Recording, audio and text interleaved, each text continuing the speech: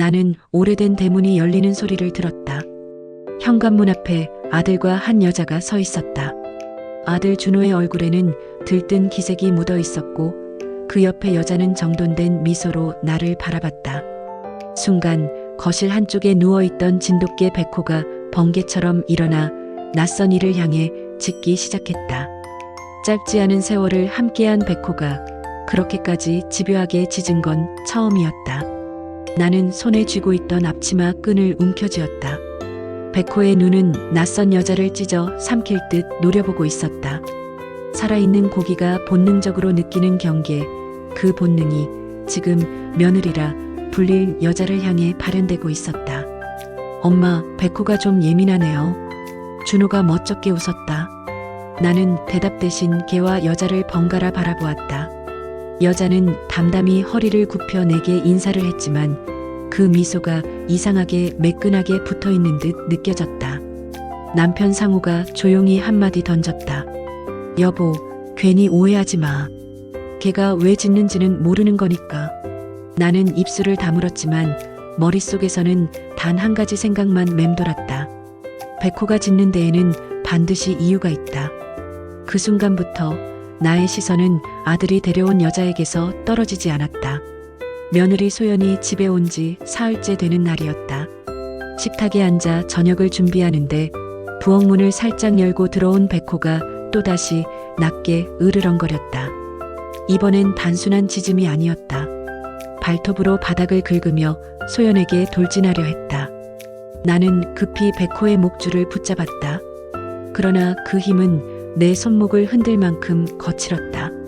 엄마, 제발 좀 그만해요. 소연 씨가 얼마나 불편해하겠어요. 준호의 목소리가 높아졌다. 나는 아들의 눈을 보았다. 설득이 아니라 방어였다. 그는 사랑하는 여자를 지키려는 눈빛을 하고 있었다. 그러나 내 귀에는 백호의 울음소리가 더 크게 맴돌았다. 여보, 걔를 밖에 묶어두자. 상우가 말했지만 나는 쉽게 고개를 끄덕이지 못했다. 소연은 억지로 웃으며 내게 말했다. 어머님, 정말 괜찮아요. 저만 보면 그러는 거니까 그냥 제 탓이겠죠.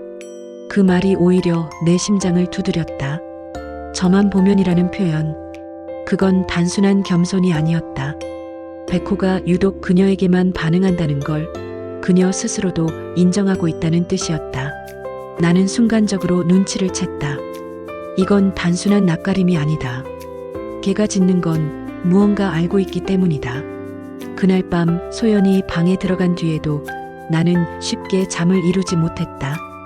백호는 베란다 창 앞에 엎드려 방 안에서 들려오는 인기척을 예민하게 따라가고 있었다. 짧은 신음 같은 소리가 개의 목구멍에서 계속 흘러나왔다. 나는 거실 불을 끄고 휴대폰을 켰다. 검색창에 그녀의 이름을 입력했다. 박소연.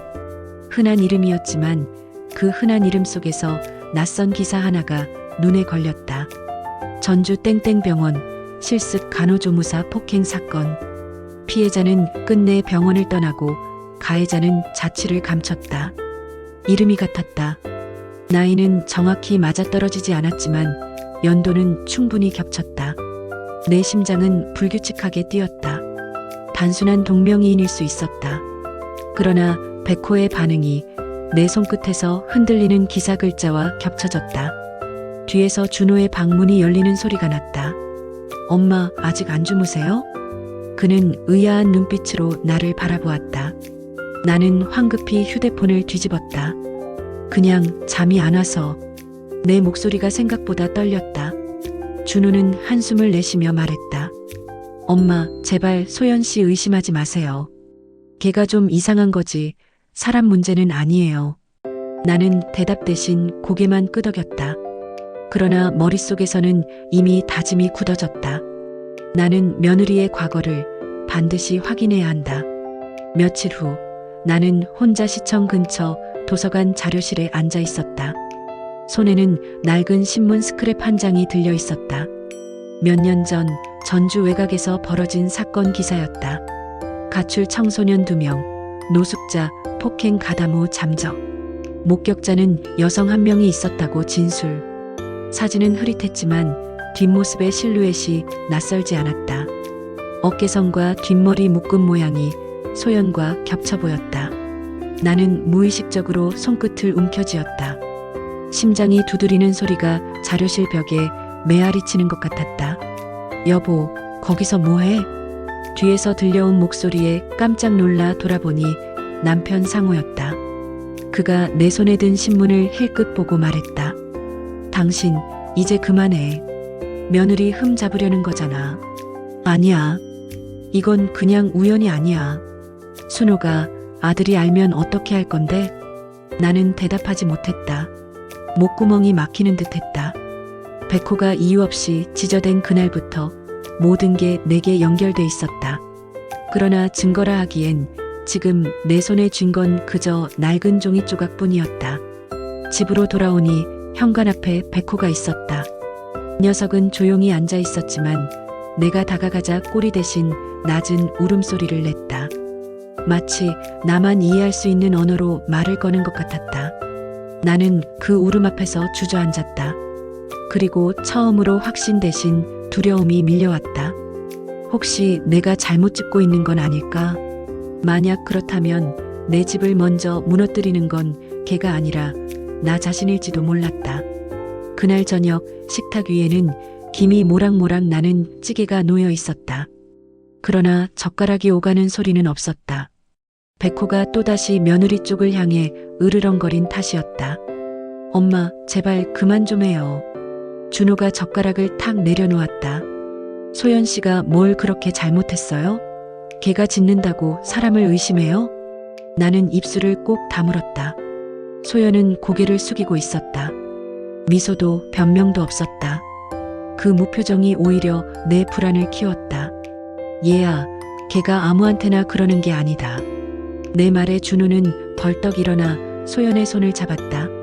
엄마가 계속 이러면 나 집 나갈 거예요. 그 순간 백호가 식탁 밑에서 뛰쳐나와 준호와 소연 사이를 가로막았다. 이빨을 드러내며 으르렁거리는 소리가 방 안을 가득 채웠다. 나는 본능적으로 외쳤다. 뭐지? 저 애가 느끼는 게 있는 거야. 그러나 준호는 고개를 저으며 외쳤다. 엄마 눈에도 안 보이는 걸 왜 걔 말만 믿어요? 순간 공기는 찢어질 듯 무거워졌다. 아들, 며느리, 남편 모두가 나를 바라봤다. 그리고 나는 홀로 고립된 듯한 기분에 휩싸였다. 그럼에도 불구하고 내 직감은 흔들리지 않았다. 이 집에서 오직 나와 백호만이 진실을 향해 눈을 뜨고 있다는 확신. 며느리 소연의 생일을 맞아 작은 가족 모임이 열렸다. 케이크 위 초가 켜지고 모두가 축하 노래를 부르던 순간이었다. 그때 백호가 갑자기 뛰쳐나와 소연의 옆구리를 물듯 달려들었다. 나는 급히 붙잡았지만 걔의 시선은 그녀의 손목에 고정돼 있었다. 소연이 당황해 팔을 움켜쥐자 소매가 말려 올라갔다. 순간 모두의 시선이 그곳에 꽂혔다. 하얀 피부 위로 길게 새겨진 수술 흉터, 그리고 희미한 문신 자국이 드러났다. 준호가 눈을 크게 떴다. 소연, 이게 뭐야? 소연은 굳어버렸다. 숨소리가 가빠지고 손목을 감추려 했지만 이미 늦었다. 나는 차가운 목소리로 말했다. 저 흔적 어디서 난 거냐? 방 안의 공기는 얼어붙었다. 백호는 여전히 낮게 으르렁거리며 그녀 곁에서 한치도 물러나지 않았다. 그냥 옛날에 다친 거예요. 소연은 떨리는 목소리로 변명했지만 말끝마다 진실이 흔들리고 있었다.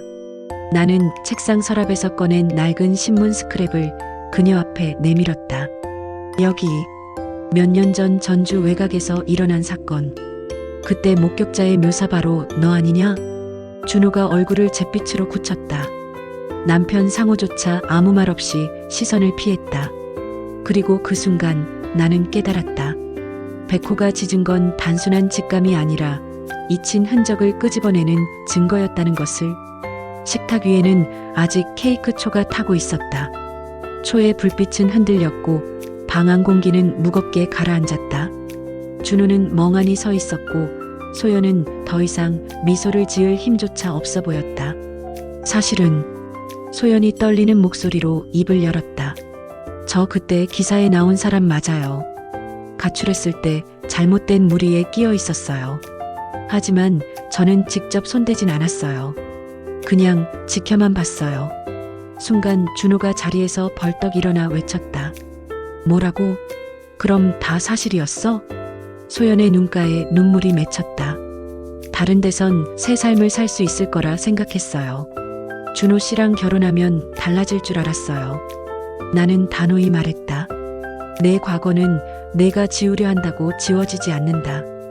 걔는 내 냄새를 기억하고 있었던 거야. 백호는 다시 크게 짖었다. 그 소리에 방 안은 마치 재판정처럼 울렸다. 준호는 양손으로 머리를 감싸지며 중얼거렸다. 왜 하필 내 인생이? 남편 상우가 무겁게 입을 열었다. 진실은 드러나게 돼 있어. 숨길 수 없는 거야. 소연은 결국 고개를 떨구었다. 죄송해요. 저 때문에 이렇게 된 거 다 제 탓이에요. 그러나 그 사과는 가족을 묶어주지 못했다. 아들은 무너졌고 부모는 상처 입었다. 남은 건 걔가 집요하게 짖으며 드러낸 결코 피할 수 없는 과거뿐이었다. 소연은 결국 거실 한가운데 무릎을 꿇었다. 백호가 그녀 앞에 서서 낮게 으르렁거렸고 가족 모두는 침묵으로 둘러싸였다. 이 집에 발 들여놓은 게 잘못이었어요. 하지만 저도 그냥 행복하고 싶었을 뿐이에요. 그녀의 목소리는 갈라져 있었다. 그 순간 현관에서 초인종이 울렸다. 경찰이었다. 몇 년 전 미제 사건의 용의자 중 하나가 드디어 추적됐다는 통보였다. 그 용의자의 신상은 바로 박소연. 준호는 눈을 감았다. 이제 끝이구나. 소연은 눈물을 닦지도 못한 채 경찰에게 손목을 내밀었다. 그 손목엔 아직 지워지지 않은 흉터와 문신 흔적이 선명했다. 백호가 마지막으로 크게 짖었다. 그 소리는 마치 판결을 내리는 듯 집안을 울렸다. 나는 무너져 내린 아들의 어깨를 붙잡았다. 준호야, 잘못된 인연은 끊어야 산다. 남편 상우가 조용히 덧붙였다. 우린 이걸 겪으면서 더 단단해져야 해. 문이 닫히고 집안은 고요해졌다. 백호가 내 곁에 와서 고개를 비볐다. 나는 그 따뜻한 체온을 느끼며 속으로 중얼거렸다. 걔는 거짓말을 모른다. 그래서 결국 진실을 끌어올렸다. 그날 이후 우리 가족은 무너진 틈을 메워가며 다시 일어섰다. 상처는 남았지만 그것은 우리가 다시는 속지 않게 해주는 증거가 되었다.